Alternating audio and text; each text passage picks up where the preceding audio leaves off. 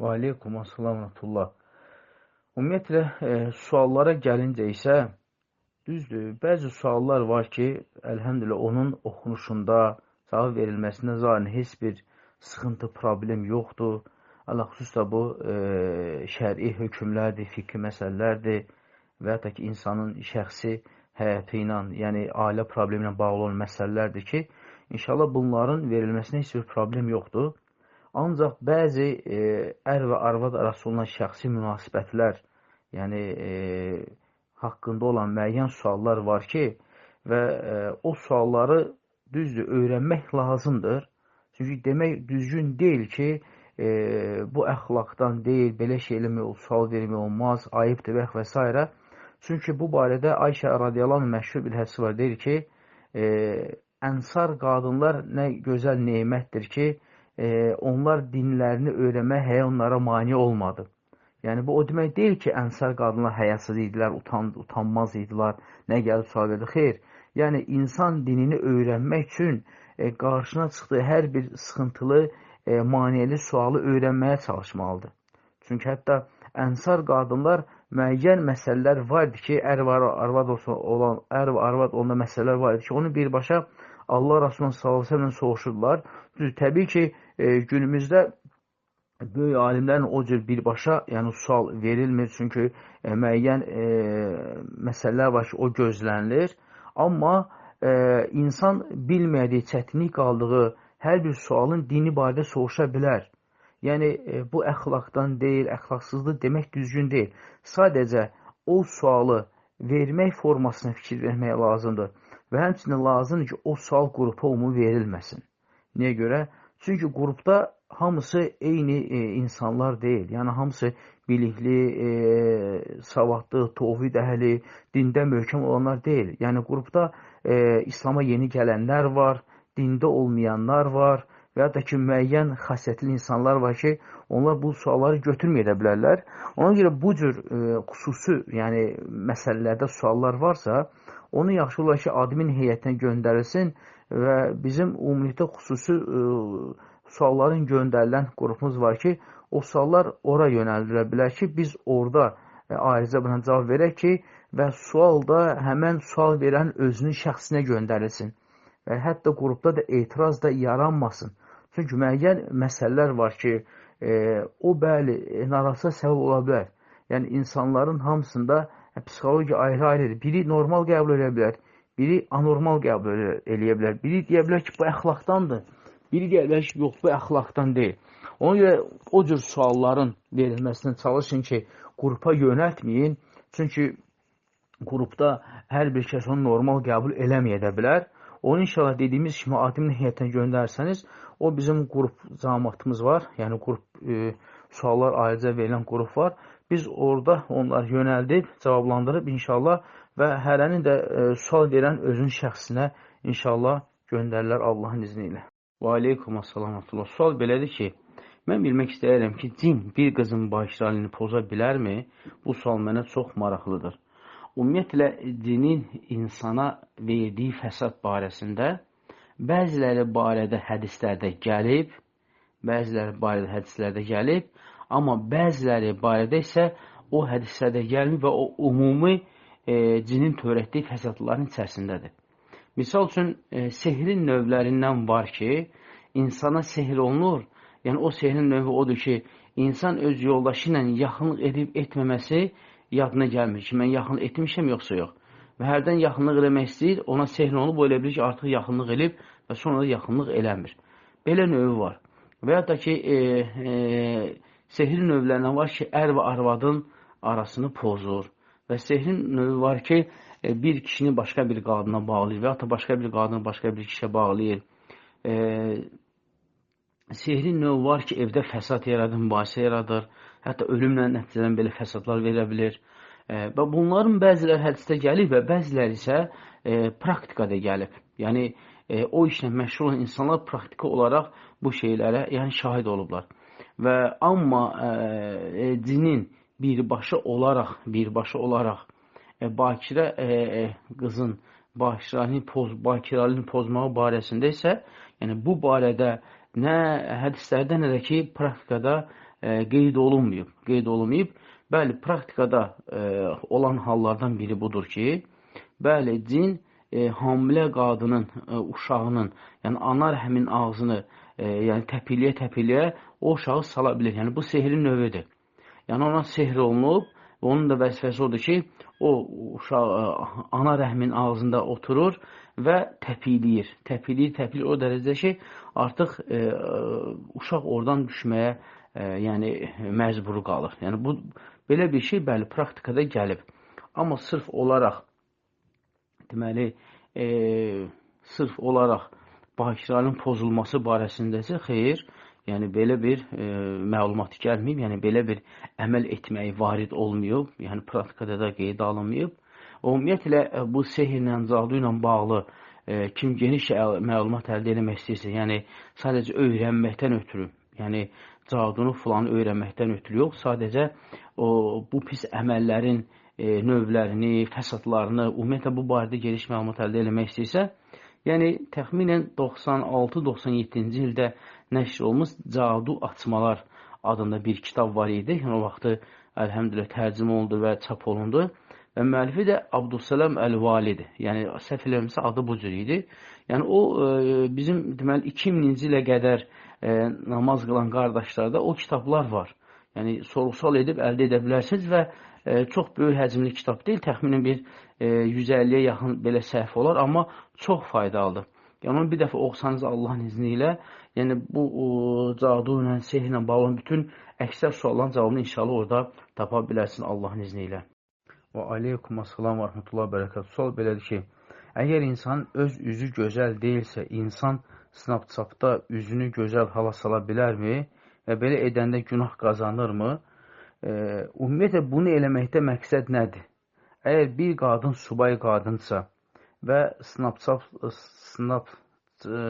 Snapchatda və ya da ki, başqa proqram vasitəsilə üz gözünü gözəlləşdirir və gözəl şəkil paylamaq istəyir ki, yəni bunu bəyənlər olsun, bu haramdır, bunu eləmək olmaz. Bunu eləmək olmaz. Yox, əgər insan özü evli qadınsa, ailəsi var, uşaqları var, yoldaşı var, sadəcə özü üçün bunu eləyib öz telefonunda saxlayır ki, arada bir yəni özünə baxsın. İnşallah bu böyük bir problem deyil, amma heç kimə göndərməmək şərti ilə. Yəni həmçində bu əbəs, yəni bunu eləmək özü də boş bir şeydir. Yəni heç bir əsası yoxdur. Əgər bunu insan heç kimə göndərməyəcəksə, göndərmək olmaz, qadağandır.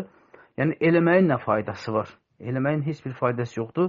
Eləsə elə qadın elə bunu eləməkdənsə elə öz üzünün, gözünün müəyyən belə deyim, dəri kosmetologlara müraciət edib, müəyyən təbii vasitədən istifadə edib, üz gözünün gözəlləşdirməsi, onun üstünə çalışması inşallah onun üçün daha xeyirli olar.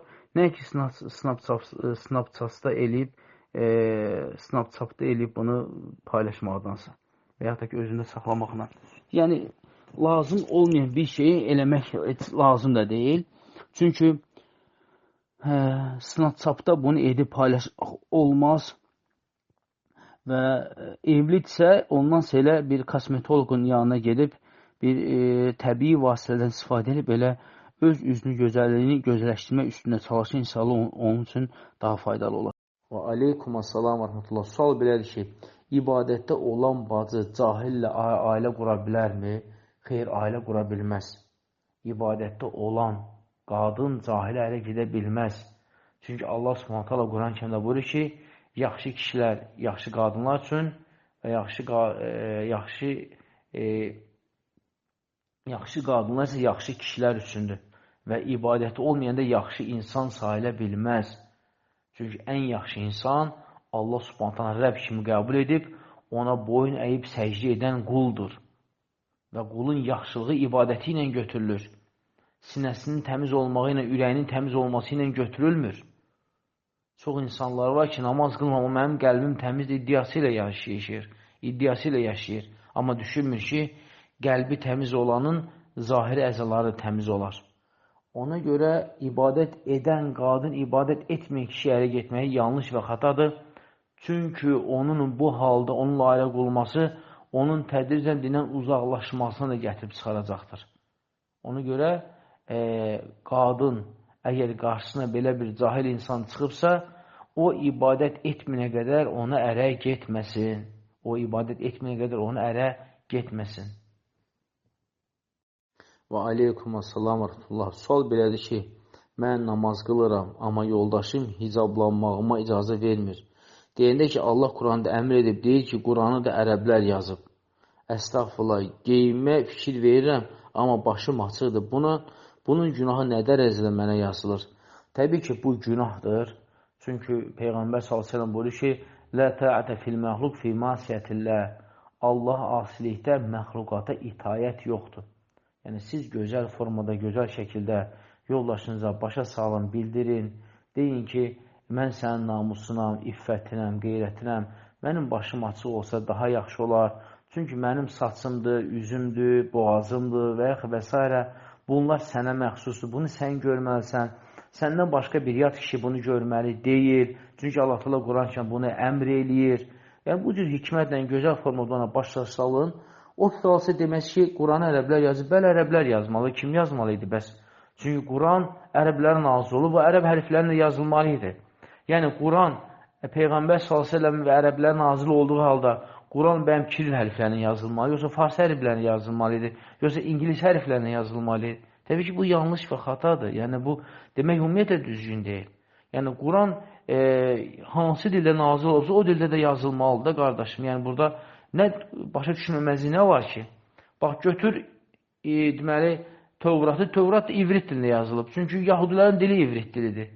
Yəni, Tövrat əgər Azərbaycan dilində olsaydı, təəccüblü olardı ki, boy, Tövrat yahudilər nazil olub, amma Azərbaycan dilində yazılıb. Bu niyə belə olub ki? Amma bizdə isə əksinə şübhə edirlər ki, ərəblər yazıb və ərəb yazmalı da qardaşım. Yəni, çünki ərəblərə nazil olub. Peyğəmbər s.ə.v yanında ərəblər olub, ərəblər də nazil olub və ərəblər də onu kitaba köçürüblər. Yəni, bizim dildə yazası deyildi, bizim dildə mi yazmalıydılar ki, bəyəm Quran? Təbii ki, yox.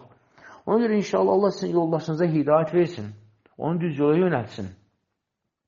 Həyətində bu cür xəbərlər eşidən insan çox təəssüf keçirir ki, qadın hicaba keçmək istəyir, amma yoldaşı qoymur. Yəni, nə səbəbə qoymur? Niyə görə qoymur? Yəni, deyəcəklər ki, sənin də yoldaşın vahabilərə mi qoşuldu? Xeyr, bunu deməzlər. Çünki Quranda ayə var bu barədə. Əksinə, namaz qılan qadın hicaba keçməyi daha gözəl, daha yaxşıdır. Və siz yoldaşınızı inşallah ki, gözəl formada, hikmətli formada ona başa salın.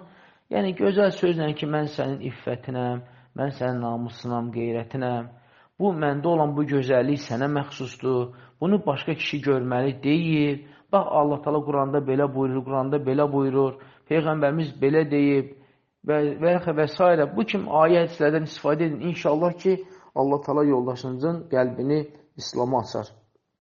Və aleykum assalam və rahmetullah. Sual belədir ki, bilmək istəyirdim ki, namaz qılarkən bəzən corab geyinmirəm, amma çölə çıxanda həmişə geyinirəm. Günahdırmı namazı corabsız olmaq? Əgər siz namazda corabsız qılırsınızsa və əyninizdə olan donun ətəkləri yerə dəyirsə və sizin pəncəniz, dabanız filan səcdəyə, rukuya gedəni görsənmirsə, inşallah corabsız qılmaq olar. Necə ki, deməli, Ümmü Sələmə radiyallahu anh hədisindəki olduğu kimi. Ümmü Sələmə radiyallahu anh deyir ki, ya Rasulallah, qadın əyağında bir şey olmamış, yəni corab olmamış namaz qıla bilərmi? Allah Rasul deyir, bəli, əgər ki, onun donu yerə örtülüb, onun pəncəsini, dabanını göstərmirsə. Amma yox, sizin donunuz qısadır və siz əyaq üstə deyənəndə pəncələriniz görülür, dabanınız görünür. Belə halda sizin namaz qılmağınız düzgün deyil. Siz hökmən əyağınıza corab geyinməlisiniz. O ki, qalıbsa ki, həmişə çölə çıxanda geyinirsiniz, bəli, həmişə çıxanda çölə geyinməlisiniz. Çünki qadının əyaqları övrətdir və o bağlı qalmalıdır, daimən bağlı qalmalıdır. Çünki qadının çölə çıxanda icazə olan görülməli yeri, üzü, bir də əlləridir. Vəssalam, qalan yerlər isə görünməli deyildir. Və aleykum assalam. Sual belədir ki, bir bacı sual yazır, deyir ki, mən namazı yoldaşımla qılıram və yoldaşıma namazı çıxda bilmirəm. Yəni, yoldaşım qiyamda surəni bitib, rukuya gedən zaman mən surəm yarımçıq qalır. və eləcə də həmişə də belə olur və hər dəfə deyirəm ki, mən sənə çıta bilmirəm, bir rastla qıl. Deyir ki, mən normal qılıram, amma mən isə surəni tam oxuya bilmirəm. Belə halda mənim namazım məqbuldurmu? Sizin dediyinizdə iki hal var. Birinci, əgər siz Fatihəni tam çatdırırsınızsa, İnşallah yoldaşınız rüküyə gedən zaman oxuduğunuz surədə ayəni bitirib onlar bir yerdə rüküyə gedə bilərsiniz və namazınız da səhihdir. Əgər yox, siz Fatihəni çatdıra bilmirsinizsə və Fatihəni yarımçıq rüküyə gedirsinizsə, o zaman sizin yoldaşınıza əgər deyirsinizsə ki, yavaş-yavaş qılsın və əgər onun qıldığı budursa, o zaman siz namazı onunla qılmayın. Siz müstəqil formada qılın. Siz acilə çəkilin bir qarağı və namazınızı qılın. Çünki belə halda sizin Fatihənizin yarımçıq olması o düzgün deyildir. Çünki Fatihəsiz namaz yoxdur. Fatihəsiz namaz yoxdur. Və əla-xüsus da səssiz namazlarda Fatihələr hökmən oxunmalıdır. Bəli, səsli namazlarda birinci, ikinci rükətlərində imam oxuyur. Sən yalnız 3-ü və ya 4-də Fatihəni oxuyursan. Amma səssiz namazlarda hökmən bütün rükətlərdə Fatihə oxunmalıdır. Ona görə siz baxın halınıza. Əgər siz Fatihəni bitirə bilirsinizsə, namazın səhihdir.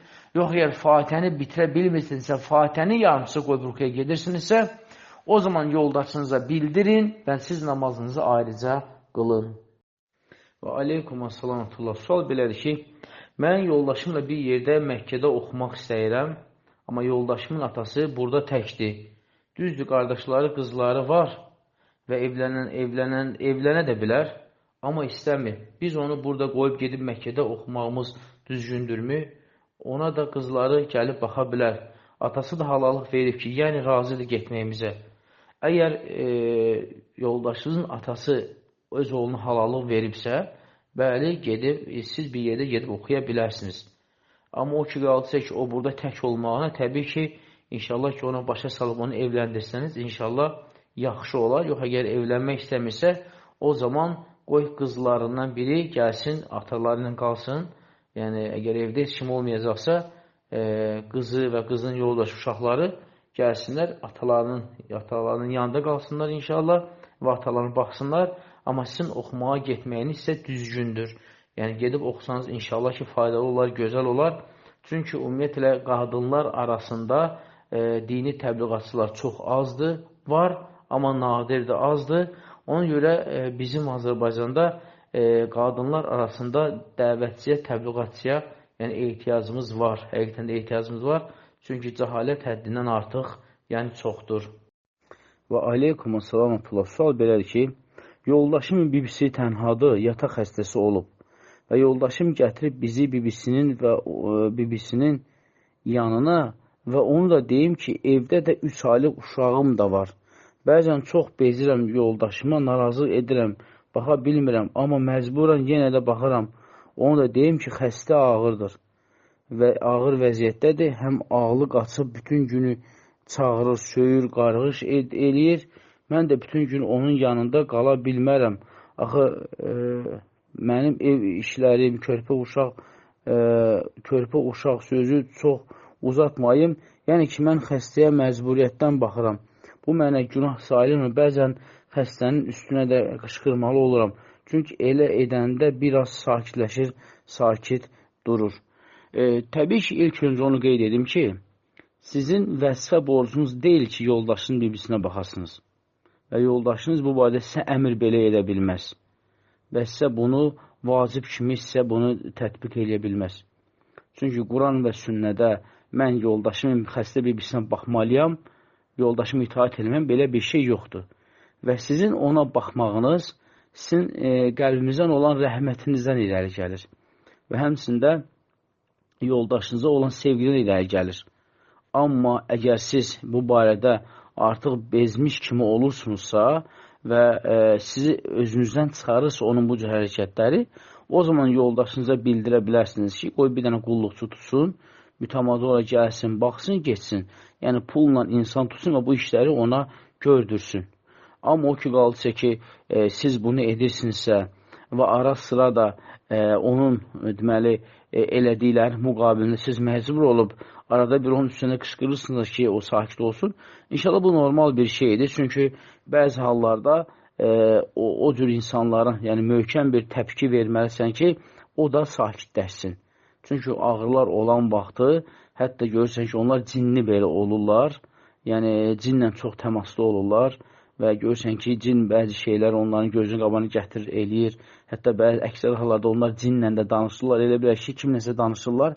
Amma onlar əslində cinlə danışırlar və sizin arada belə sizi əsəbləşdirən vaxtı, yəni o cür hərəkət edən zaman siz müəyyən bir halda üstünə qışqırmalısınız. İnşallah bu normal bir şeydir. Çünki durum bunu tələb eləyir və siz də mövcud durumundan yəni istifadə edirsiniz ki, onun bu qışqırığının, qarğışının qarşısını alasınız deyə. İnşallah Allahın izni ilə deməli bir şey yoxdur. Bu barədə bir şey, yəni sizin üçün bir şey yoxdur Allahın izni ilə. Və aleykumussalam Abdullah. Sual belədir. Mən Şəvval ayında bütün qəzalarımı tutdum. Amma Şəvval ayının 6-cı gününün orucunun yarısında heyz oldum. Mən buna görə çox pis oldum. Hətta ağladım. Çünki heyz vaxtına 10 gün var idi. Fikirləşim ki, Allah məni sevmir. Sevmir, Şəvval orucumu tam olmasını istəmədi. Sonra çox peşman oldum. Əstəğfurullah, mən burada üsyan etmiş oldummu? Sonra tövbə etdim, Allahdan bağışlanma istədim. Əvvəla, hər bir müsəlman daimən öz Rəbbi haqqında yaxşı zəndə olmalıdır. Çünki kafirlər, müşriklər, münafiqlər, qəlbində xəstəlik olan insanlar Rəbləri haqqında yalnız pis zəndə olarlar. Amma möminlər isə daimən Rəbləri haqqında yaxşı zəndə olarlar. Amma o ki, qalca sizin 6-cı günü tamamlanmamaq məsələsində mən deyərdim ki, əslində Allah subhanətələ sizi istərib, sevib, sevdiyindən də Allah təala sizi müvəffəq eləmədi 6-cı gün tamamlanmağa. Niyə görə? Çünki ola bilərdi ki, sizin qəlbinizə belə bir rahatçılıq ola bilərdi ki, mən 36 gün oruç tutsam, sanki 360 gün oruç tutmuş kimi olacam və ola da bilərdi ki, şeytan sizə bu cür allasın və siz ara oruclarını tutmayasınız. Yəni 1, 4 və yaxud da ki 13, 14, 15 gün oruclarını tutmayasınız və Allah sonra sizin imanınızı, qəlbinizi, təqvanızı bilir və Allah təala sizə daha da xeyirli müvəffəqiyyətə nail olmağınız üçün və siz 6-cı günü tamamlamaq müvəffəq olmadınız ki, və siz adi oruclara da yönələsiniz. Yəni, sanki Allah subhanətə Allah istədir ki, siz oruclarınız davamlı olasınız. Yəni, hər ayda oruc tutasınız, hər həftə oruc tutasınız. İnşallah ki, Allah subhanətə Allah hikmət sahibidir. Allah subhanətə Allah hər bir əmrdə hikmət var və biz də bu zəndəyik ki, Allah subhanətə Allah sizə yalnız xeyir istədi. Xeyir istədi ki, siz tamamlamayasınız ki, digər aylarda da oruclarını tutasınız və inşallah Rəbbimiz haqqında yaxşı zəndəyik, gözəl zəndəyik. Çünki bir hədisdə Allah Rasulü buyurur ki, Allah subhanət hala dedi ki, Ənə ində zanni Rabbi, mən öz Rəbbimin zənnindəki kimiyəm. Yəni, insan öz Rəbbini necə zənn edirsə, Allah subhanət hala Rəbbinə, quluna qarşı o cür olur. Yəni, inşallah ki, Rəbbiniz haqqında gözəl zəndə olun və Rəbbiniz sizə yalnız və yalnız xeyir istəyib. Və aleykumussalam rəhmətullah. Sual belədir ki, deməli, yoldaşım körpəmizin adını, anasının adını qoymağımızı istəyir, amma o ad İslam dinində olmayan cahil adlardandır. Bu məsələni öz aramızda necə həll edə bilərik ki, mübahisələr yaranmasın. Mən müsəlman adları deyirəm, o anasının adını qoymaq istəyir. Mən isə deyirəm, əminə qoyaq. Ümumiyyətlə, ad məsələsinə gəlincə isə, yəni bu sırf ər və arvadın arasında olan məsləhətləşmədir və unutmayın ki, İbn Qeym Rəhiməhullah dediyi kimi, adların, övladların əxlaqına, tərbiyəsinə, sülukuna və həmçində dində olmağına, sabitçinə böyük təsiri var. Yəni, adların insanın həyatında təsiri vardır. Yəni, ona görə Allah Resulü sallallahu aleyhi və səlləm hansı adlar ki, pis adlar idi, Allah Resulü sallallahu aleyhi və səlləm o adları dəyişdirərdi. Hökmən dəyişdirərdi. Yəni, qoymaz pis adlar qalsın. O ki, qalsa ki, yoldaşınız öz anasının adını qoymaq istəyirsə, siz belə eləyində, əvvəla araşdırın, görün ki, onun anasının adı nə məna daşıyır. Əgər pis məna daşıyırsa, yəni adı qoymayın, yox, əgər yaxşı ad daşıyırsa, o zaman yoldaşınızla belə danışın ki, sənəddə adını əminə qoyun, amma çağıranda oğlunun, yoldaşınızın anasının adı ilə çağırın. Yəni, eyib etməz. Qoy anası da görsün ki, uşağın adını onun adı ilə çağırırlar, amma qoy sənətdə isə əminə geçsin. Yəni, böyüyəndə artıq əminə kimi olsun Allahın izinə və beləliklə də siz iki rəyi, yəni ixtilafı aradan qaldırmış olarsınız. Yəni, sənədində əminə yazdırın, amma çağıranda isə qaynanasının adını çağırın və qoyun qaynanız görsün ki, uşağın adı budur, amma böyüyəndə artıq sənəddə adı əminə olsun Allahın izni ilə. Və aleykum assalam və rəhmətullahi bərəkətü. Sual belədir ki, qadınların xəstəxanada ağır xəstələrlə işləməsi barədə zəhmət olmasa, naməhrəm hökmünün qüvvədən düşdüyü halların olub-olması barədə açıqlayın. Ümumiyyətlə, əgər qadın bu cür ağır xəstələr olan insanlara baxmağı düzgün deyildir. Yəni, dövlət elə bir şey düzəltməlidir ki, xəstə kişilərə kişilər baxmalıdır, xəstə qadınlar isə qadınlar baxmalıdır. Ona görə bizdə isə o işə yalnız qadınlar götürülür, yəni sanitar işinə yalnız qadınlar götürülür və qadınlar da gedirlər bu naməhrəm kişilərin xidmət göstərirlər onlara. Yəni, bu baxımdan düzgün deyildir. Yəni, qadın işə girəndə şərt kəsməlidir ki, yalnız qadınlara, ağır xəstə olan qadınlara baxacaq. Amma ağır xəstə olan kişilərə isə kişilər baxmalıdır və qadının da o yerdə işləməyi düzgün deyildir. İşə düzələndə danışsın, yalnız qadınlar olanlara baxsın. Vəssalam. Və aleykum assalam atullah. Sual belədir ki, bilmək istəyirəm ki, evdə qaynata yanında qolu qısa geymək olar ya yox. Mən özüm hicablı qadınam. Ümumiyyətlə, alimlər deyir ki, qaynata gəlin arasında olan münasibət qiyamətə qədər bir-birinə haramdırlar. Qiyamətə qədər bir-birinə haramdırlar. Çünki bir-birinə haramçılıq barəsində müvəqqəti və qiyamətə qədər haramçılıq vardır. Misal üçün, belə deyək ki, bacı-qardaş qiyamətə qədər bir-birinə məhrəmdirlər. Ata-qız qiyamətə qədər bir-birinə məhrəmdirlər. Qaynata gəlin qiyamətə qədər bir-birinə, yəni naməhrəmdirlər. O mənada ki, yəni heç vaxtı qaynata gəlini ala bilməz. Amma iki bacı varsa, tam ki oğlan onun birini alıbsa, digər ona naməhrəmdir. Amma o qiyamətə qədər naməhrəmli deyil o. O naməhrəmli nə vaxt bitir? Bu biri bacısını boşayana qədər. Əgər kişi bu bacısını boşayandan sonra, o biri bacı artıq ona halal olur. Yəni, bir oğlanın iki bacı arasında olan naməhrəmliyi qaynata gəlin arasında olan naməhrəmliyi kimi deyil. Qaynata gəlin arasında olan naməhrəmlik qiyamətə qədər. Yəni, o heç vaxtı, hətta oğlunu boşasa da, eləsə də, nə olur olsun, heç bir vaxtı qaynata öz gəlini ala bilməz. Bu bir. İkinci, alimlər deyir ki, buna əsasən başası gəzə bilər, amma bu şərtdən, əgər onların arasındakı yaş həddi azdırsa, o zaman ehtiyatla gəzməsin. Elə hicablı gəlsin və qol açıq da gəzməsin. Amma yox, yaş həddi böyükdürsə, yəni yaş həddi həddən artıq böyükdürsə və yaşlıdırsa filan besməkan, o zaman hicabsız gəzə bilər, amma ehtiyatla yenə də hicablı gəlsə daha yaxşıdır. Yəni, yaş həddi qısadsa, azdırsa, ümumiyyətlə hicabsız filan gəzməsin qaynatanın yanında, amma yaş həddi böyükdürsə, o zaman gəzə bilər, amma gəzməsə daha yaxşı olar Allahın iznində. Və aleykum assalamatullah. Sual belədir ki, bilmək istəyirəm ki, sosial mediada qadın şəkil bəyənirsə, like edirsə, zövcəsinin buna irad bildirmənin haqqı varmı və belə hallarda necə davranmaq lazımdır? Ailə cahil deyil. Ümumiyyətlə, müsəlman qadın sosial mediada olası qadın deyil. Yəni, müsəlman qadın bacaran qədər sosial mediadan uzaq olmalıdır, uzaq düşməlidir. Çünki qadın evində sosial olmalıdır, yəni hər tərəfli evində olmalıdır. Amma qadın Instagramda, Facebookda, nə bilim, digər sosial şəbəkələrdə gecə-gündüz orada vaxt keçirir, o şəkildə like eləyir, bu şəkildə like eləyir. Bunlar hamısı ailə bağlarını zəiflədən boşalan şeydir. Düzdür, ola bilər ki, orada dini faydalı nələrsə olsun, insan orada nəsə faydalansın. Amma bu əksər hallarda çox nadir olan bir şeylər olur. Çünki əlhəmdülillah dini dərslərin olduğu saytlar bəllidir, kanallar bəllidir ki, sırf müsəlman kanalıdır. İnsan oradan bəli abunə olub gündəlik gələn dərsləri dinləyə bilər, əgər söhbət faydadan gedirsə.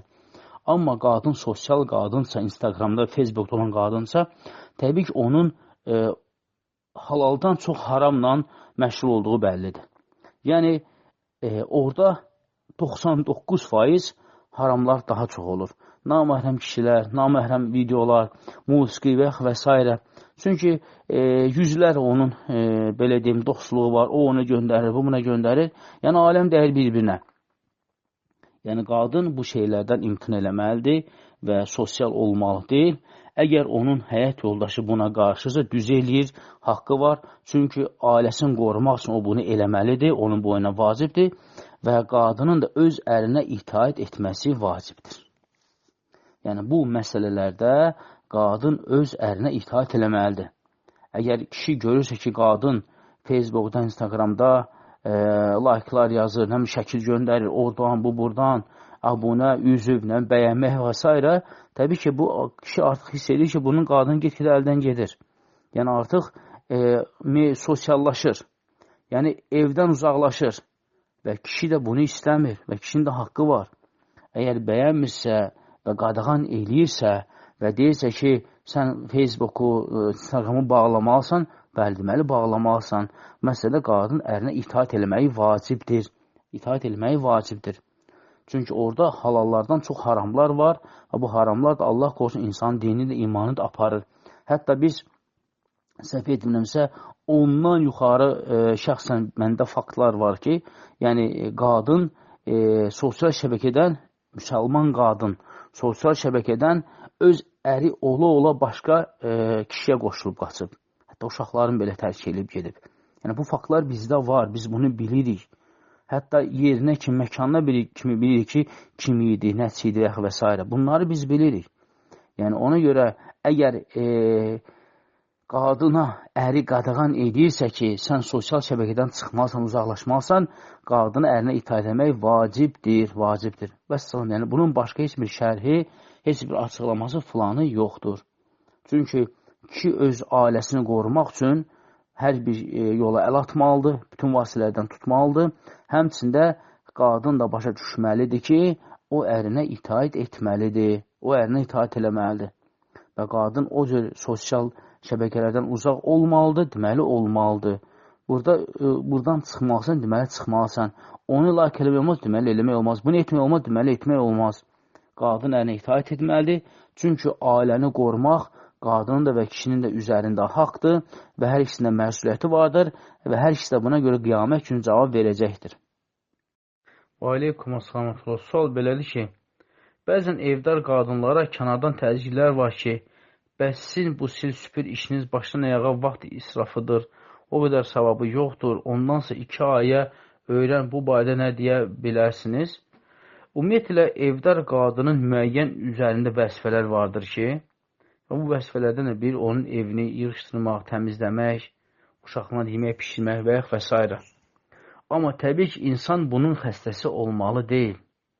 Yəni, insan evini muzeyə çevrilməli deyil və evdəki insanları da muzey əşyası kimi hesab eləməli deyil. Bəli, yığışdırmaq, təmizlənmək dinləndir.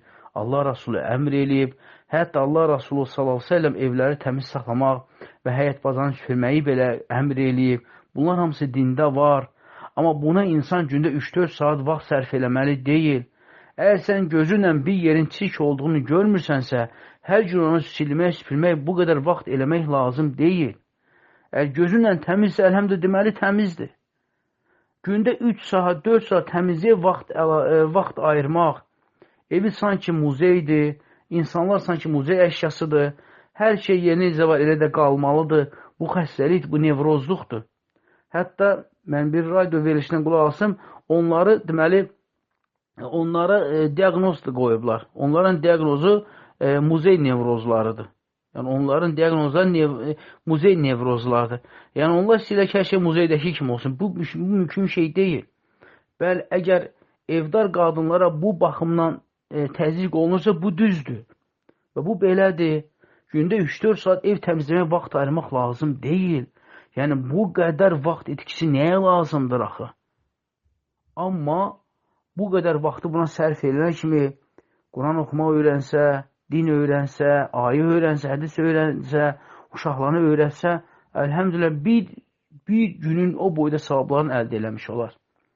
Amma yox, evdə qadın evini israf etmədən yığışdırıb təmizləməyinə, yemək pişirməyinə, uşaqların təmiz geyimdən keçiminə israf deyirlərsə, bu artıq yanlış və xatadır. Bu artıq yanlış və xatadır. Çünki insanın, özünün, evladın, evin, eşin təmiz olması bu dindən tələb olunan bir əməldir. Din bunu tələb edir, din bunu əmr edir. Bəli, təmizlik imanın yarısıdır. Necə ki, bəzi hədisədə gəlib ki, Ət-taharatu şətrul iman, təmizlik imanın yarısıdır. Amma bu vacib təmizlikdən söhbət gedir. İsrafdan yox.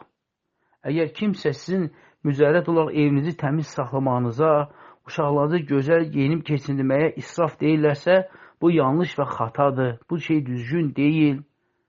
Amma sizə etiraz edirlərsə ki, siz hər gün 3-4 saat ev təmizləyən vaxt ayırırsınızsa, bəli, bu etiraz haqlı etirazdır və bunun üstündə düşünmək lazımdır və belə vaxtı o təmizliyə vermək lazım deyil.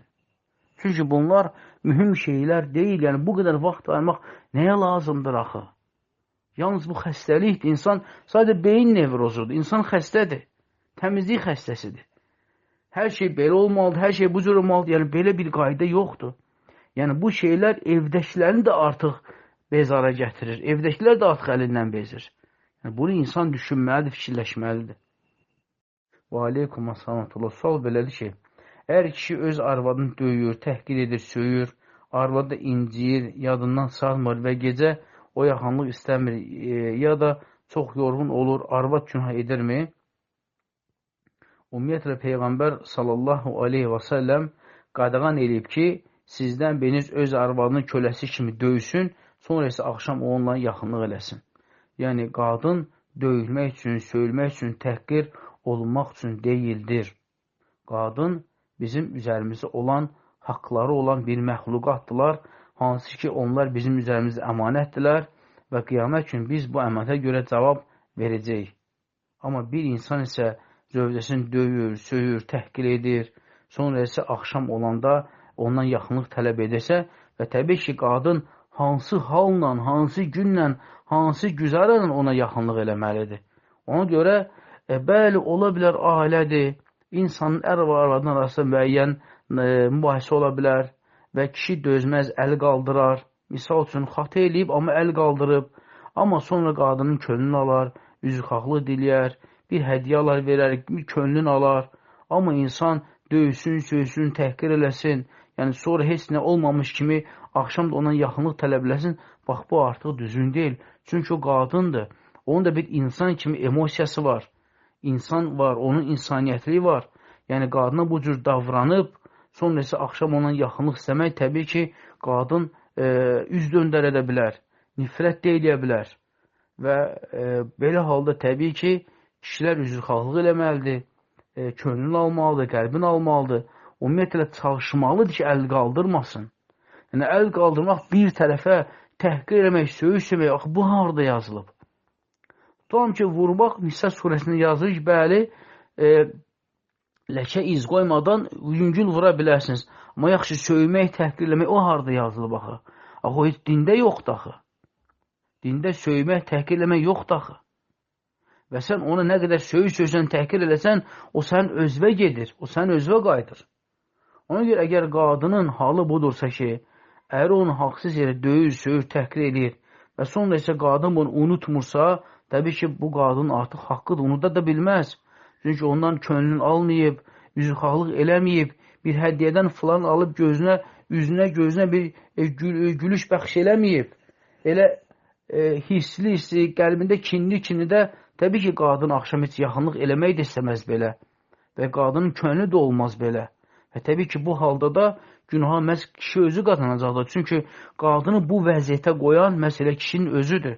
Ona görə belə halda kişi özünü sorumlu saysın. Özünü günahkar, xatakar olduğunu bilsin. Hətta qadın xatı eləyibsə də belə, hətta döyülməyi haqlı olubsa da belə, amma könlün almalıdır, qəlbin almalıdır, üzrxahlıq eləməlidir. Və aleykum əssalam. Sual belədir ki, Bir bacı soruşur ki, özü əhlüsünnə namazını qılır, yoldaşı isə möhürsüz qılır. Əhlüsünnəni qılmaq istəyir yoldaşı, sadəcə onu həmişə nəsə mane olur, ya tənbəllik, ya başqa bir şeylər mane olur. Bir məsləhət deyərdiniz bacıya, nə etməlidir? Həmçinin bacı dua edir.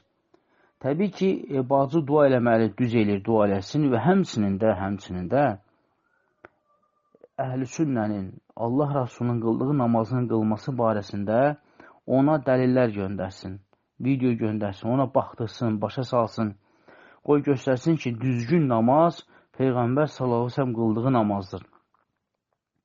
Çünki Peyğəmbər sallallahu əleyhi və səlləm minbərə qalxıb və namaz qılıb və sahiblər deyib ki, məni necə namaz qılırsınızsa, elənçi də siz namaz qılın.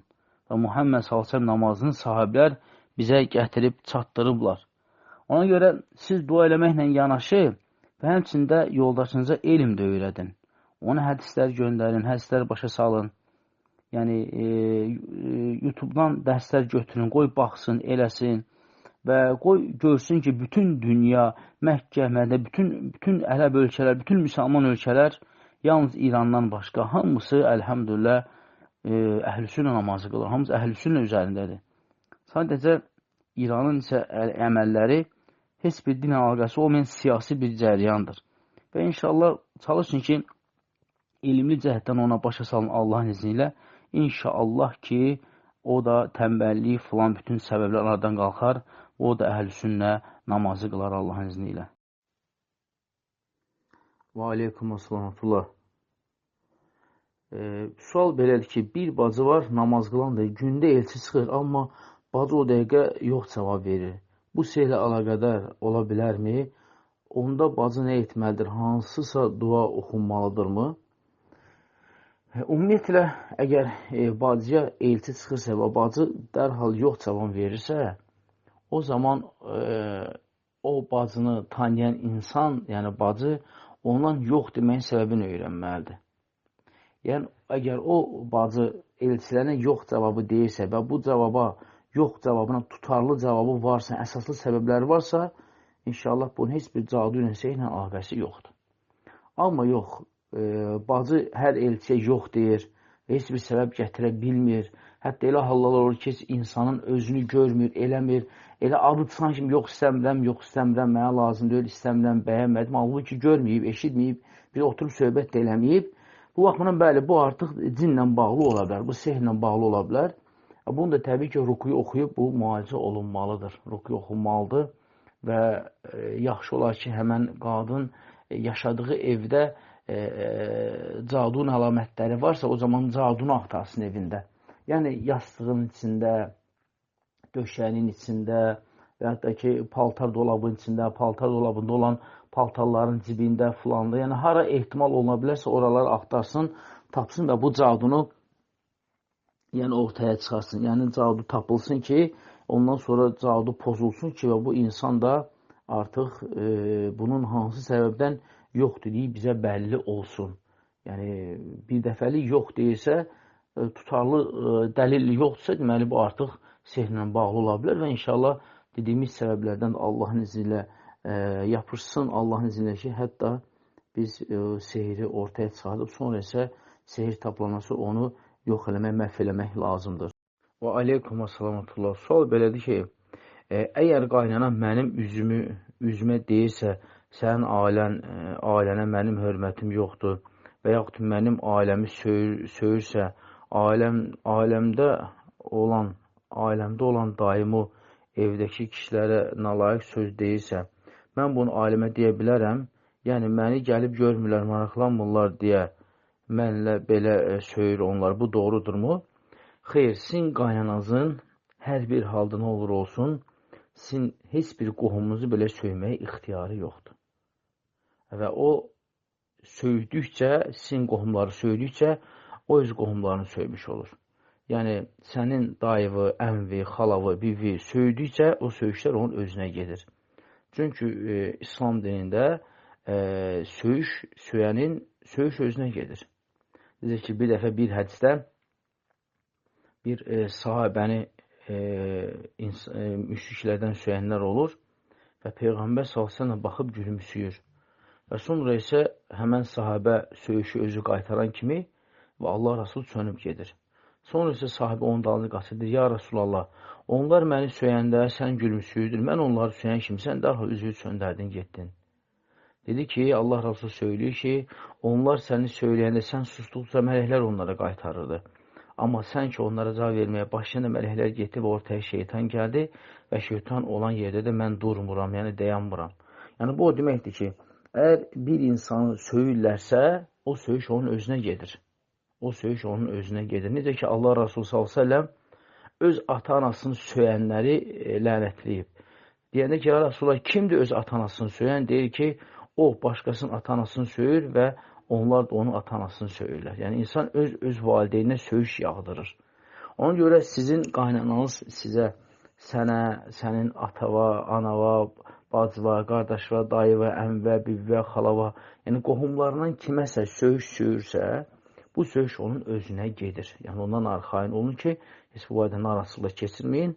Amma o ki, qaldısa ki, sizə gəlmirlər, gəlib görmürlər, təbii ki, bu başqa məsələdir. Bu başqa məsələdir ki, ola bilər uzaqdır, ola bilər ehtiyacları var, gələ bilmirlər, yol pulları yoxdur, və ya da ki, biraz aralı yaşırlar, maddi imkanları zəifdir, gələ bilmirlər, gedə bilmirlər, həmçinin iş, güc o qədərdir ki, dəymirlər, gedə bilmirlər, amma ən azından heç olmasa gündəlik də olsa, ya həftədə bir neçə dəfə də olsa da, yəni telefon əlaqəsi saxlayıb sizin keyfinizi, halınızı soruşa bilər. Yəni hər bir halda, hətta üzürlü səbəbdən belə gəlirlər və yaxud da gəlmirlər, o başqa məsələdir. Yəni, qohumluq əlaqəsini bərpa eləmək başqa məsələdir. Amma sizin qaynanızın onları söymək isə o başqa məsələdir. Yəni, nə olur olsun, onların, sənin qohum əqrabanın üzrü olsun və yaxud da üzrü olmasın sənə gəlib dəyməyə, eləməyə, bu başqa məsələdir. Və onların gəlib getməməkləri sənin qaynanava səbəb vermir ki, sənin qohumlarını söyüşsün və bu olmaz. O söydükcə, söyüşlər də onun özünə gedir və insan çalışmalıdır ki, dilini söyüşdən filandan qorusun. Və aleykum assalam və rəhmətullah. Sual belədir ki, mənim yoldaşım namaz qılmağıma narazı idi. 23 yaşım var, 4 ildir evliyəm. Mən dirəşdim, namaz qılmaq istəyirəm və qıldım. 1-2 gün danışmadıq namaza başlayandan. Sonra öyrəndi namaz qılmaq. Başlayan sonra öyrəndi namaz qılmağımı, amma məndə qusul almaq problemdir. Su bir gün gəlir, bir gün gəlmir. Yoldaşım da məni başa düşmür. Maraqlandığıma görə yoldaşını razı salmasam günahdır. Razı salanda da su tapmıram. Olur ki, su olur, qızdıra bilmirəm. Yoldaşım da məni heç cür başa düşmür. Saçlarım da uzundur, quruda bilmirəm. Mən nə də bilərəm, hər dəfə hamama girəndə başımı yumalıyam, hər dəfə qusul almalıyam mı? Ümumiyyətlə, ilk öncə siz yoldaşınızın bu halı üçün Allah subhanətələ dua edin ki, Allah subhanətələ da sizin yoldaşını hidayət eləsin, o da imana, dinə gəlsin ki, inşallah ki, sizi başa düşsün. Amma o ki, bəli, insan əgər həyat yoldaşı ondan yataq haqqı istəyirsə, qadın nə olur olsun, kişinin yataq haqqını verməlidir. Əks halda mələklər də səhərə kimi həmən qadına bəddua edirlər də, bəzi rivayətlərdə gəlir ki, mələklər lənətləyirlər. Ona görə nə olur olsun, qadın öz yoldaşını razı salmalıdır. Yəni, yataq haqqını ödəməlidir. Amma o ki, qalırsa ki, qusul almağa gəlincə isə, orada vəziyyətə baxır. Əgər evdə su yoxdursa, qadın təmin alır və namazını qılır. Əgər su varsa, amma qızdırmağa qaz yoxdur, bir şey yoxdursa, tox, qaz yoxdursa, yenə dəstəmaz alır. Çünki su yoxdur və yaxud da su varsa, qızdırmalı heç nə yoxdur. Deməli, bunlar hamısı üzürdür. Və həmçində əgər qadın xəstədirsə, yenə də təmim alır. Amma yox, su varsa və deməli, qızdıra da bilirsə, o zaman suyu qızdırıb, yəni qusulunu almalıdır. Suyu qızdırıb qusulunu almalıdır. Və əgər uzun saçsa, qadın uzun saçlılısa, o zaman canabat qusulu alan zaman o şərt deyil ki, bütün saçının suyun içine salsın. Qadın qusul almağı saçını toparlayır, başının yuxarı tərəfinin ortasına yığır və üstündən 3 dənə kuruşka su tökür. Şərt deyil, bütün saçın dibi falan yaş olsun. Saçını toparlasın, üstünə 3 kuruşka töksün. Hara istamadı mühüm deyil. Onu da araşdırmasın. Sonra isə sağ və sol tərəfdən su töksün, bəs eləyir. Yəni, 5-6 kuruşqa su bəs eləyir bu qüsul almaqdan ötürü. Yəni, cənabət qüsul almaqdan ötürü. Yəni, şərt deyil ki, girərsən duşun altına, saçının dibinə şampun vurasan, sabun vurasan, bədənimə şampun vurasan, sabun vurasan. Xeyr, bu şərt deyil. Şərt odur ki, sən qüsul alasan, saçını toparlayasan başının ortasından, 3 dəfə başının ortasından, 3 dəfə sağ çiynə, 3 dəfə də sol çiynə suyu tökürsən və bütün bədən islanır. Əlhəmdülillah, bu da olur qüsul. Amma yox, su yoxdursa və yaxud da su var qızdıra bilmirsə və yaxud da ki, xəstədirsə, o zaman bəli, bunları təyyəmmüm əvəz edir. Və aleykum assalam. Sual belədir ki, mənim 3 uşağım var, 3-ü də balacadır, 6 yaş, 4 yaş və 6 aylıq. Çox vaxt çatdıra bilmirəm evin işini uşaqlarla bağlı olaraq namazlarımı çox vaxt birləşdirib qılıram. Bu olarmı? Ümumiyyətlə, namazları səbəbsiz yerə, yəni tez-tez birləşdirmək, yəni bu artıq əhl-i-sünnəyə müxaliflik sayılır və həmçinin buna bidət də deyilir. Çünki bu əməl şiələrin əməlidir və insan bəli, müəyyən bir vaxtda, hansısa bir çətin bir vaxtda namazını stabil qıla bilmirsə, müəyyən səbəblərdən dolayı insan birləşdirib qıla bilir. Amma bu daimən olmalı deyil. Əgər insan bunu adət halına, daimən bu hala gətirib çıxarırsa, bu artıq şiəlik sayılır. Yəni, həqiqətən də bu sual nə dərəcədə realdır, onu biraz başa düşmək çətindir. Ona görə hər bir ailədə 3, 4, hətta 5 uşaqlı ailələr də var. Amma ana onları elə bir nizamlaya bilir ki, hər namazını öz vaxtında qıla bilir. Yəni, misal üçün deyək ki, zöhr namazı 1-in yarısından, məsəl üçün 5-in yarısına kimidir. Yəni, bu vaxt ərzində, yəni, ana elə bir vaxt seçə bilər ki, məsəl üçün, bu 6 aylıq uşağı yedizdirdi, yatızdırdı, ya da bu uşaq bələkdədir, qalır 4 yaş, bir də 6 yaş, düzdür? Bu 4 yaş, 6 yaş, bunlar əlhəmdülə normal artıq dərk edən uşaqdırlar. Yəni, bunlar ana onları yemək verən vaxtı, bunlar yemək yeyən vaxtı, ana da elə bunların yanında namaz qıla bilər və gözləri də bunların üçün nəzarətdə ola bilər. Və yaxud da ki, yemək yedizdirib qutarır və bunlar nəyəsə baxırlar, televizor nəyəsə baxa bilərlər və yaxud da yerdə oyuncaqla oynaya bilərlər və ana da bunların arxasında namaz qıla bilər və bunlar da anaların görüb yerlərində otururlar.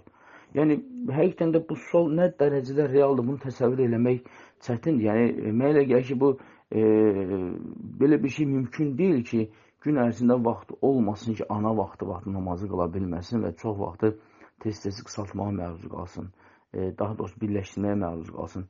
Çünki Allah Subhanahu Quran kimdə buyuruyor ki, "Fattakullah məsədatum." Allahdan gücünüz çatan qədər qorxun. Yəni, biz əgər gün ərzində, belə deyim, istədiyimiz kəslərlə 15 dəqiqə, 20 dəqiqə, yarım saat telefonla danışa biliriksə, istədiyimiz kinoya, televizor açıb baxa biliriksə, istədiyimiz verilişə baxa biliriksə, deməli, biz əgər dünyavi işlərə bu vaxtı ayıra biliriksə, deməli, biz Rəbbimiz üçün bunu eləyə bilər və Rəbbimiz daha haqlıdır ki, biz namazları vaxtında qılaq. Ona görə bizim tövsiyəmiz odur ki, səbəbli yerə namazları birləşdirmək icazəli olsa da, amma bunu tez-tez eləmək, bu şiəlikdir, bu əhl-i-sünnədə yoxdur və bu bidət sayılır. Və tövsiyəmiz odur ki, hər bir kəs namaz barəsində, əl-xüsusda namaz barəsində Allah Subhanahu layiqincə qorxsun. Çünki namaz biz aciz müsəlmanların günümüzdə olan vahid ibadətidir ki, ondan başqa bizim çox ibadətimiz yoxdur. Yəni, bizim olanımız odur və olanımızı dəyərləndirək və onu da vaxtında Allah Rasulunun yoluna, sünnəsinə müvafiq olaraq yerinə yetirək. Və aleykum assalam. Sual belədir ki, qaynana gəlinin sosialı mənimsəyib, özü alarsa, deyəndə də deyir ki, o boyda oğul böyüdü vermişəm sənə, gəlin də ailəsindən qorxub dildə halallıq verib, amma ürəklə yox, bu halal sayılırmı? Ümumiyyətlə nəzərə alsaq ki, hər bir oğul ailə qurmağına baxmayaraq da belə, o qazancının müəyyən hissəsini öz ata-anasına ayrılmalıdır. Bizdə adətdə necədir, Azərbaycanda mentalitet necədir? Deməli, oğul evləndisə, ata-anan daha düşünmür. Atam-anam necə dolanır, nə cür dolanır, o bunun üçün maraqlı deyil. Oğul üçün əsas prioritet onun ailəsidir. Arvadı bir də uşaqları. Bu da şəriətlə düz deyil. Əgər siz şəriəti oxusaq, dərinə geçsəz, görərsiniz ki, oğlun bütün var dövləti onun atasına məxsusdur. Hətta şəriət izin verib ki, ata öz oğlun mülkündən oğlun izni olmadan belə götürsün. İzni olmadan belə. Necə Allah Resulü bir hədisə buyurduğu kimi, Əntə və məlkə li əbik. Sən də, sənin malın da atanın mülküdür. Buna görə sizin bu dediyiniz sualdan bu görsənir ki, həmən qaynananın oğlu sizlə ailə qurandan sonra öz ata-anasını tərk edib. Yəni, onlara maddi yardım göstərmir. Və ana da bu halı görüb, sizin sosial kartınızı götürüb. O sizin haqqınızdır. Yaxşı olardı necə olsun? Yaxşı olardı ki, o sosial kartı qaytarsın sizin özünüzə, amma o ana atanın haqqını öz oğulları ödəsin. Tutalım ki, misal üçün, oğul məsəl üçün 500 manat maaş alırsa və aylıq ana atasının məsrəfi nə qədərdirsə, əgər bir neçə qardaşlarsa, qoy köməkləşib öz ata-analarına baxsınlar və sizin sosialınızda sizə tam qaytarsın. O sosial sizin uşaqlarınıza məxsusdur. Amma oğul heç bir yardım eləmirsə ata-anasına və ana da, qaynana da gəlib sizdən kartı götürüb ki, yəni oğlum bütün qazancı sizədir, bunu ver, bu ilə bizdə olanaq, bu problem yoxdur. Yəni, inşallah ki, bu da bir problem yoxdur. Əsas məsələ odur ki, onun oğlu sizi dolandırırsa, o zaman sizin də sosial da qoy qaynasında qalsın. Bu problem yoxdur. Yəni, mən sırf buradan emosional çıxış eləmək istəmirəm. Mən sırf istəyirəm sizə şəriət tərəfindən başa salım ki, yəni, ananın onu o cür eləməsinin səbəbi, yəni sizin qaynanızın o sosial kartını sizin almanın səbəbi odur ki, zahirən belə görsən ki, oğul ata-anasına baxmır. Yəni, aldığı maaşı tamamilə sizə sərf edir. Belə halda, bəli, o ata-anasına da baxmalıdır. Və siz əgər kartınızı geri istəyirsinizsə, istəyin, amma oğluna deyin ki, yoldaşına deyin ki, maaşından müəyyən bir hissəsini aparsın, öz ata-anasına xərcləsin. Əgər həmən ata-anan bir neçə bacı qardaşı varsa, bacı ərdə olur, bacını qoya qırağa, əgər deməli, bir neçə oğlu varsa, qoy oğlanlar yığışsınlar, tutan ki, 5 nəfər oğuldur, 3 nəfər oğuldur, 2 nəfər oğuldur, fərqi yoxdur. Ata-anan məsrəfi, əgər tutan 300 manatsa, hərəsi ayda 150 manat atırsın, göndərsin ata-analarına. Yəni, ata-analarına baxmaq bu oğulun boynunadır. Oğul baxmalıdır ata-anasına. Belə görsənir ki, oğul ata-anasına baxmadığından dolayı ana sizin sosial kartınızı götür və öz dolanışın oyuna təmin edir. Və aleykum assalam. Sual belə ki, bir bacı var, dini bilir, amma məcburiyyətdən falçıya getdi, ailəsinə baxdırdı, sonra gəlib tövbə etdi. Bu nə dərəcə düzgündür? Belə tövbə bağışlanır, bilə-bilə edir günah, sonra tövbə edir. Əgər görsənin odur ki, bacı dini bilə-bilə məcburiyyətdən falçının yana gedibsə, deməli, o adam, həmən qadın dini lazımı qədər bilmir. Ümumiyyətlə, heç bir məcburiyyət yoxdur ki, sən falçının falanın yana gedəsən.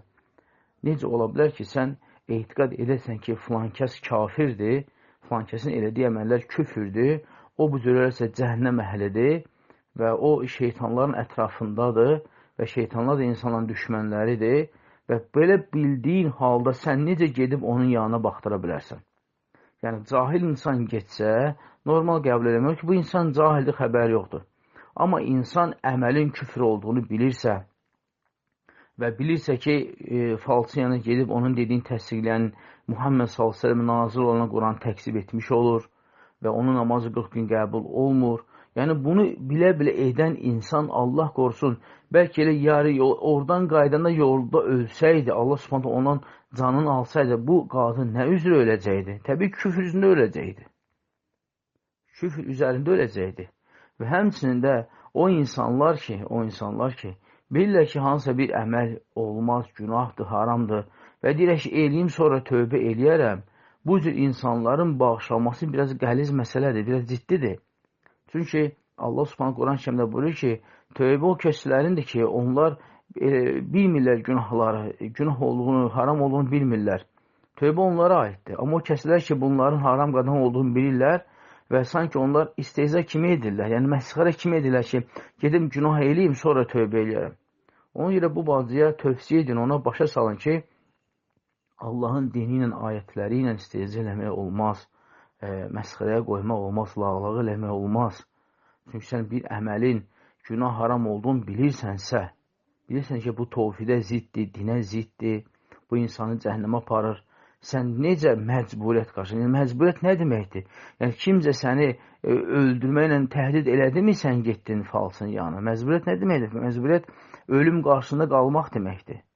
Yəni, kimsə kimi ölüm məcburiyyətində qalıb, sən falsıya getməsin, yox səni öldürəcəksin, belə bir məcburiyyət varmı? Yəni, kimsə belə məcbur edirmi? Təbii ki, yox. Təbii ki, yox. Sadəcə həmən insan, həmən qadın ailəsində hansısa bir sıxıntı falan keçirib və iman zəifliyib və Allahına təvəkkül azalıb və Rəbbinə ümidsizlik yaranıb və sanki iman o qədər zəifliyib ki, bu artıq küfürdən gedib yardım istəməyə qədər gedib çıxıb. Bax, bu sanki iman zəiflikdəndir, Rəbbinə təvəkkülü az olmaqdandır, Rəbbinə qarşı ümidsizliyi olmasıdır, Rəbbinə qarşı pis zəndə olmasıdır, ahirətə iman zəif olmasıdır, Allah imanı zəif olmasıdır ki, bax, onu bu əmələ vadar eləyən budur. Ona görə həmən bacıya başa salın, tövbə eləsin və Allahdan bağışlanma diləsin. Və aleykumussalam və rahmetullah. Sual belədir ki, evdə qadın namaz qılır, oruç tutursa və yoldaşı spirtli içki içirsə, həmən qadın namaz qılmağı, oruç tutmağı düzgündürmü? Və düzdürsə, günah yazılırmı qadına ya kişiyə? Kişinin spirtli içkini tərgizmək üçün nə etmək lazımdır? Təbii ki, əgər deməli, qadın itaətkar, ibadət edən qadındırsa və kişinin elədiyi günahların heç bir qadına zərrə qədər də yazılmır və qadın öz ibadətini davam eləməlidir. Yəni, düşünməsin ki, mən namaz qılıramsa, yoldaşım içki içirsə, mən qılmalı deyiləm, mənlə günahdır. Xeyr. Onun günahı öz boyunadır, o öz yerinə odda yanacaq, sizin isə ibadətiniz özünüz üçün və siz də cənnəti özünüz üçün qazanırsınız. Və ona görə o barədə zərrə qədər də düşünməyin ki, yox, o içki içirsə, mənim namazım düz deyil. Xeyr, belə şey qətiyyən ağlınıza gəlməsin, bu yanlış fikirdir. Amma kişi isə bu cür xanımı, yoldaşı olduğu halda içkiyə qurşanırsa, içki içirsə, ibadət eləmirsə, təbii ki, bu günahkar kişidir. Bu günahkar kişidir, asi olan kişidir və buna görə də günah qazanır və buna görə də tövbə etməsə, əməldən çəkinməzsə, Allah qorusun, bu əməl onu cəhənnəm oduna aparacaq bir əməldir. Bir əməldir. Amma kişinin spirtli içkidən tərgizmək üçün təbii ki, ona müalicə lazımdır. Ona müalicə lazımdır. Eyni zamanda o tövbə eləməlidir əməlindən, iradəli olmalıdır, mərd olmalıdır. Yəni, içkini murdar, nəcis bilib ondan tövbə eləməlidir, çəkinməlidir və insan nə qədər ki, bu cür ailənin qədrini bilmirsə, insan spirtli içkini tərgizən deyil. Yəni, bu cür kişilərə bizim tövsiyəmiz odur ki, ibadət əhli olan yoldaşınız varsa, namaz qılır, oruç tutursa, hicablı, təsəttürlü qadınsa, onların qədrini bilin. Onlara layiqli kişi olmağa çalışın. Spirtli içki sizi onlardan aşağı eləyir. Siz spirtli içkiyə qurşandıqca sizin dəyəriniz düşür. Siz yoldaşınızın gözün qarşısında artıq aciz bir insan görsənirsiniz. Ona görə çalışın, bu spirtli içkiləri tərgizin, günahları tərgidin. Yoldaşınıza layiqli bir kişi olun. Yəni, ibadət eləyin, namaz qılan olun. Yəni, siz fəxr eləməlisiniz ki, sizin qadınız təsəttürlüdür, hicablıdır, geyimlidir, övrət elləri bağlıdır, naməhrəm kişilə danışmırlar, oturmurlar, durmurlar, namaz qılır, oruç tutur və sizə xəyanət eləmirlər, sizə asilik eləmirlər, Allaha səcdə edirlər, namaz qılırlar. Siz buna fəxr eləməlisiniz. Və siz buna baxıb, gözləriniz dolmuş halda siz həmən içkini tərgitməlisiniz ki, ey Rəbbim, mənim bu cür xanımım var, bu cür yoldaşım var, mən niyə görə bu murdar əməli etməliyəm? Bax, siz bunu düşünüb, həmən əməldən tövbə edib çəkinməlisiniz Allahın izni ilə. Və aleykumussalam və rahmetullah. Sual belədir ki, bir bacı deyir, yoldaşım məni döyür, bu tez-tez olmur, amma zənn edirəm, kimsə onu terka verir, artıq qəbulana bilmirəm, həyat çəkinməz hala gəlir, cəhənnəmə getməsə bəlkə intihar edər, o boşanmaq istəyir, amma gedən yeri, işi yoxdur. Nə məsləhət görərdiniz bacıya? Ümumiyyətlə, əgər bir kişi öz həyat yoldaşını bu cür tez-tez döyürsə, yəni bu artıq ciddi məsələdir. Yəni bu zarafat məsələ deyil.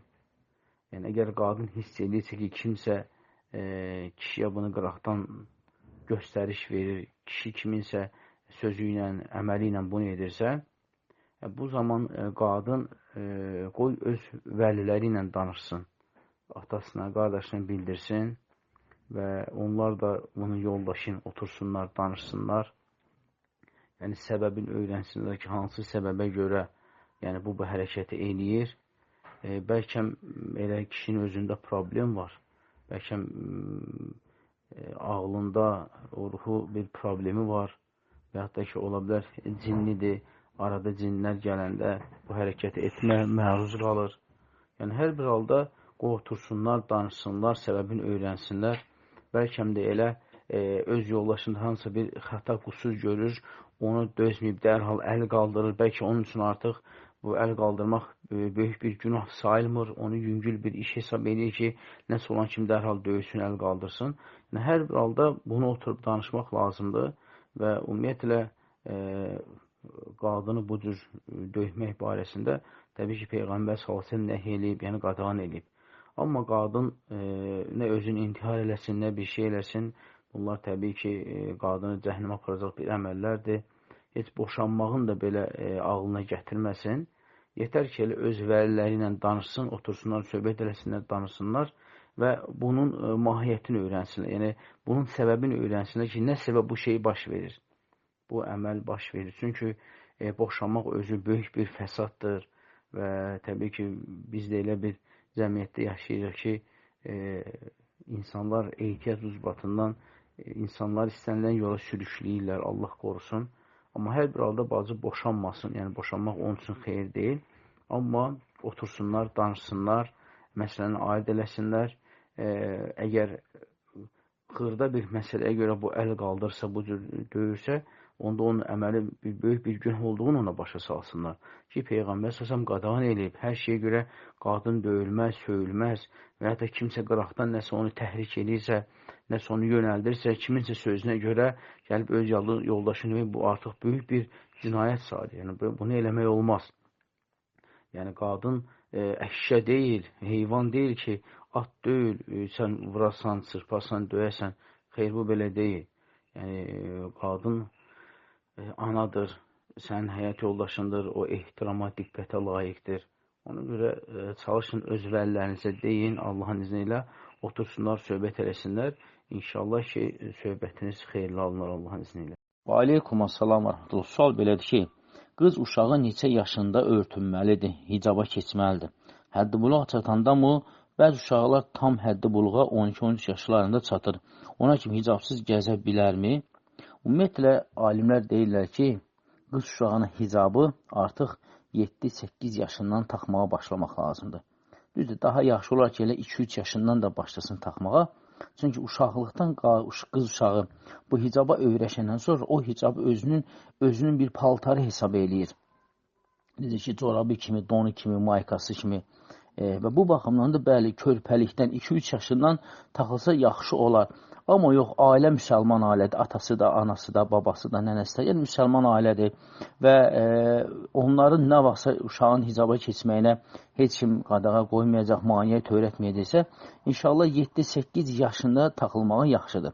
Çünki 7-8 yaşında artıq uşaqları müəyyən düşüncələri olur, fikirləri olur, artıq dərrakəli olurlar, məsələləri aid eləyə bilirlər.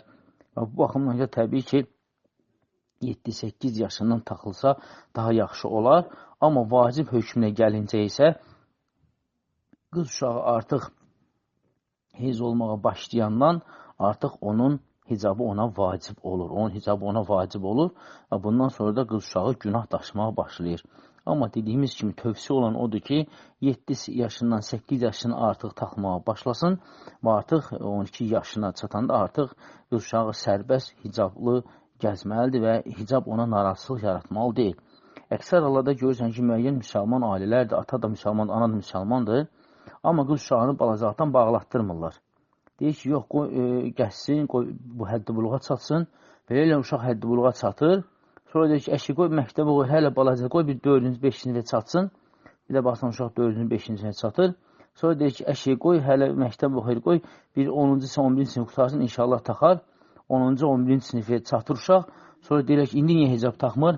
Deyir, əşi, da indi böyük qızdır, istəyər özü taxar, istəyər taxmaz da günahı öz boyundan və beləliklə də valideynlər öz qızlarını öz əlləri ilə oda tullamış olurlar. Hansı ki, körpə yaşlarında o qız uşağı ata-ana nə desə onu da eləyirdi və inkar da eləməyəcəkdi. Amma qız uşağını böyüdükcə, səlahiyyəti onun əlinə verdikcə və böyüdükcə qız uşağı öz səlahiyyətlərindən istifadə edir və Allah qorusun bəzi əksər hallarda hicabdan imtina edir və görürsən ki, ata müsəlman, ana müsəlman, saqqalla, hicabla, amma baxırsan qız uşağı başı açıq, hətta bəzi hallarda geyimləri belə İslam'a müxalif olan geyimlər olur və ata-ana elə deyənə deyir ki, biz deyirik, qulaq asmır, daha böyük qızdır, özü bilər, günahı özü daşıyır. Amma biraz keçmişə baxsaydı görərdilər ki, o uşaqlarını bu həddə çatdıran məhz onun atası və anası olubdur. Atası və anası olubdur, Allah qorusun. Ona görə tövsiyəmiz odur ki, inşallah ki, 7-8 yaşından hicaba taxdırın ki, 11-12 yaşında artıq sərbəst hicablı qız olsun. Aleykum assalamatullah. Sual belədir ki, bir bacın ailəsi cahildir, deyir səni cahillə ailə qurduracaq. Bacı isə razı deyil. Müsəlmanla ailə qurmaq istər. Bu bacı nə etməlidir? Valideynləri dinləyib cahillə ailə qurmalı, yoxsa müsəlman qardaşla qaçmalıdır? Ümumiyyətlə, İslam dinində qaçmaq haramdır. İslam dinində qız qaçmaq haramdır. Bunu bir dəfəlik qulağınıza sırğa edin. Haramdır, haramdır, haramdır. Bunun başqa heç bir alternativ yolu yoxdur. Amma o ki, qalırsa ki, bir bacı müsəlmandırsa, ata-ana cahilsə, deyirsə ki, mən sənə cahilə elə verəcəm, əlhəmdülillah, indi əslin əvvəli deyil ki, qız uşaq 11-12 yaşında oldu, göz bağlı mindirib at arabasına aparsınlar. Əlhəmdülillah, bugünkü günümüzdə bizim böyük dövlətimiz var, güclü dövlətimiz var və əlhəmdülillah, İslam dində olduğu kimi sizin hər bir qadın özünün haqqı var, hüququ vardır. Və heç kim sizi zorla, istər ata olsun, istər ana olsun, istər dövlət olsun, heç kimsi zorla kiməsə ərə verə bilməz. Əgər siz cahil ərə verirlərsə, bir mənalı olaraq getməyəcəm, vəssalam. Mən yalnız ibadət əhlinə gedəcəm. Qutardı, getdi. Ay, sənə halallıq vermirəm, südüm sənə haram olsun, filan əziyyətim sənə haram olsun. O haramların dediklərinin heç birinizə zərrə qədər də haramsızlıq keçmir. Bundan qorxmayın, buna əmin olun. Sizi yaradan Allah Subhanahu Taala'dır. Sizin atanızı, ananızı sizə atanı edən də Allah Subhanahu Taala'dır. Atanızın, ananızın sizə haram yola görə halalıq verməməsi Allahın dinindən deyildir. Allah bunu onlara əmr eləməyib. Onlar cahildilər və cahillərdən dolayı bunu deyirlər. Amma siz əlhəmdülillah müsəlmansınız. Siz bilginiz var, İslamdan bilginiz var. Siz deyin ki, mən cahilərə getməyəcəm, vəssalam. Bəs kimə ərə gedəcəksən? İnşallah ki, müsəlman olana. Qutardı, getdi. Və hansı bildiyiniz, tanıdığınız, yəni bir bacı sizi bir qardaşla tanış edibsə, o zaman həmən qardaşa deyin, öz atası, anası sizə elçi gəlsin, əlhəmdülillah o qardaşa da ərə gedin. Amma siz heç kimsi icbari formada ərə verə bilməz. Siz balaca uşaq deyilsiniz. Bu, Sovet hakimiyyətindən əvvəlki dövr deyil. 1900-cü illər deyil ki, 11-12 yaşında qızı at arabasından qoysan, gözü bağlı, başına bir çadıra geyindirib göndərsinlər. Xeyr, əlhəmdülillah, bugün elm günüdür, əlhəmdülillah, haqq var, ədalət var, qanun var. Və şəriət isə haqq verib, seçim verib. Heç kimsi zorla kiməsə ərə verə bilməz. Bundan əmin olun, bundan yəqin olun. Və desə ki, halallıq vermirəm, südüm sənə haram olsun, nə olsun, heç bir şeydə ürəyinizi almayın. O sözdü, dedi, havada uçdu, getdi, vəssalam. Tələb edin ki, bəli, mən yalnız müsəlmana ərə gedəcəm. Əgər sizin tanıdığı, bildiyiniz bir qardaş varsa, yəni bir bacı sizi tanış edibsə, bəli, qoy qardaş gəlsin, elçiliyə gəlsin və siz ona versinlər. Əks halda heç bir cahili falan ərə getməyin, bu düzgün deyil. Bu sizin üçün gələcək həyatınız üçün təhlükədir. Nəbadə cahiyələrə getməyəsiniz. Və aleykum əssalam və rahmetullah. Sual belədir ki, bir bacı var, əri vərəm xəstəsidir, bir uşağı da var. Bacının anası narahatdır ki, xəstəlik qızına da keçər. Deyir, boşanmalısan. Bu halda bacı nə etməlidir? Təbii ki, əgər bir insan keçici xəstəlik daşıyırsa, Peyğəmbər s.ə.v dediyi kimi, xəstə insandan qaçmağın, şirdən qaçmağın kimi olsun. Şirdən qaçmağın kimi olsun. Əgər bacı yoldaşı ilə bir evdə qalıb, ona xidmət göstərə-göstərə, onun qayğısına qala-qala, onun şəfa tapmasına yardım edə-edə, əgər ara məsafəsini qoruya bilirsə, yəni bütün keçici səbəblərdən özünü qoruya bilirsə, inşallah ayrılmağı düzgün deyil. Çünki xəstədir və xəstəyə də qayğı lazımdır. Amma yox, onun xəstəliyi keçicidir. Nəyin bahasına olursa olsun o keçicidir. O bacıya da keçər, uşağına da keçər. O zaman təbii ki, bu cür keçici xəstəliyi evdə ümumiyyətlə saxlamaq düzgün deyil. O müəyyən distansiyalara xəbər verilməlidir. Yəni, xəstəxanalara filan xəbər verməlidir. Və bu vərəm dispanserinə qeydiyyata düşməlidir. O cür insanlar dispanserdə müalicə olunmalıdırlar. Və o cür insanın öz yoldaşının uşağının bir yerdə qalmağı, o təbii ki, şəriətə müxalifdir. Çünki öz xəstəliyini bilərəkdən öz övladından yoldaşına keçirmiş sayılır. Ona görə əgər onun xəstəliyi keçici deyilsə və bacı ara məsafəsini qoruyaraq onun müalicəsinə yardım edə bilirsə, onun xidmətində dura bilirsə, qoy eləsin. Amma yox, bunu qoruya bilmir, yataq xəstəsidir, hökmən gündəlik yanında adam olmalıdır, buna əl dəyməli, toxunmalı, yeməyin, qabı, içməyi və s. Belə halda o cür xəstələrin ümumiyyətlə evdə qalmağı belə şəriətə ziddir. Evdə qalmağı belə şəriətə ziddir. Hökmən xəstəxanaya müraciət olunmalıdır və onlar dispanserə köçürməlidir və dispanserdə onlar həkim nəzarəti altında müalicə almalıdırlar. Və belə halı indi baxsın bacının ki, onun vəziyyəti necədir? Onun vəziyyəti necədir? Çünki xəstə insana yaxınlaşma, toxunmaq olmaz. Peyğəmbər s.ə.v bunu qadağan eləyib və ondan uzaqlaşmağı tövsiyə eləyib. Amma boşanmaq həll yolu deyil. Hətta o, onu evində qoyub geçsə də belə və hətta xəstəxanaya qoyub geçsə də belə, o boşanma səbəb olmalı deyil. Yəni, müəyyən bir müddət xəstəlik sağalandan sonra yenidən öz yoldaşına qayıda bilər. Yəni, boşanmaq şərt deyil ki, hökmən boşanmalısan. Yəni, belə bir şərt yoxdur ki, xəstə insanı boşa çıxsın, geçsin. Çünki həmən bu boşanma elə kişinin yox, qadının da başına gələ bilər. Yəni, qadın da xəstə ola bilər. Əgər kişi də onu xəstə qoyub tərk eləsə, necə ki, o qadının xoşuna gəlməzsə, eləcə də kişinin də xoşuna gəlməz ki, onu xəstə kimsə tərk eləsin. Amma nəzərə alsaq ki, xəstəlik keçicidirsə, o zaman bəli, bütün təhlükəsizlikdən təhlükəsiz qaydalarına əməl olunmalıdır. Yəni, bu cür xəstə hökmən dispanserdə həkim nəzarəti altında olmalıdır. Və aleykum əssalamətullah. Sual belədir ki, qadın iqamə verməsi yaxşıdır, yoxsa iqamə verməməsi? Bu haqda müxtəlif rəylər olduğunu eşitmişəm, zəhmət olmasa ətraflı məlumat verin. Ümumiyyətlə, nəzərə alsaq ki, İslam dinində qadının səsi naməhrəmdir. Yəni, qadının səsini eşitmək olmaz. Yəni, naməhrəm kişilər qadının səsini eşitməli deyil. Bu baxımda fəqihlər qadına əzan və iqamənin vacib olmadığını deyirlər. Yəni, qadın əzan və iqamə vermir. Və həmçində deyirlər ki, qadın səsli namazları səssiz qılmalıdır. Bax, alimlər bunu deyirlər.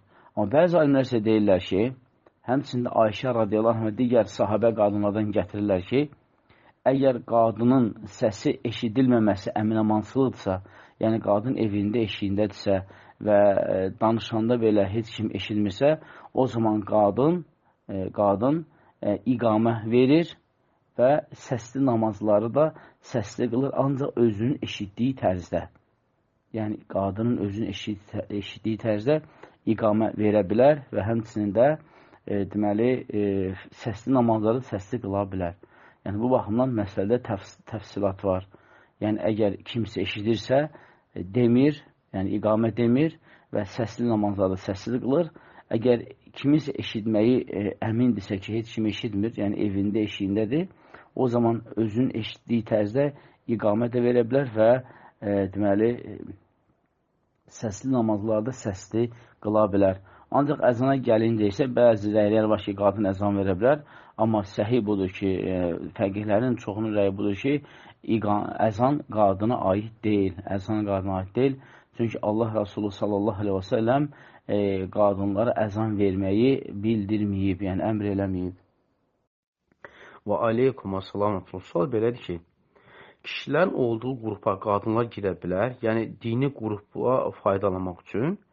Ümumiyyətlə, əgər söhbət WhatsApp qruplarından girirsə, xeyr. WhatsApp qruplarında kişi və qadınların bir qrupda olması yanlış və xatadır. Niyə görə?